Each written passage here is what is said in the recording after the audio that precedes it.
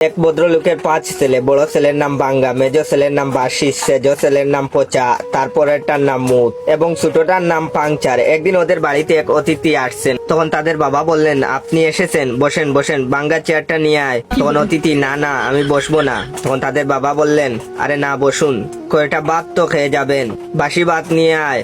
তখন অতিথি বললেন, না না জাস্ট খেয়ে এসেছি, খাবো না। তখন তাদের বাবা বললেন, কিছুই খাবেন না, তা হয় না, পচা দই নিয়ে আয়। তখন অতিথি বললেন, না না দই খেলে আমার ঠান্ডা লেগে যায়, প্লিজ আমি খাবো না। তখন তাদের বাবা বললেন, তা কি হয়, কিছু না হোক অন্তত এক গ্লাস জল তো খান। এটা বলে জুড়ে ডাক দিয়ে বললেন, ওরে মুতে জল দে তো। তখন অতিথি বললেন, আপনি খামুন মশাই। তখন তাদের বাবা বলল, ইস আপনি কিছুই খেলেন না, ভালো লাগছে না আমার। তখন অতিথি বললেন, আমি চললাম, পরে আসবো। তাদের বাবা বললেন, আপনি হেঁটে এসেছেন, আপনাকে কিন্তু আমি হেঁটে যেতে দেব না। এটা বলে বললেন, পাংচার সাইকেলটা নিয়ে আয় তো বাবা। এটা শুনে অতিথি তো বেহুশ।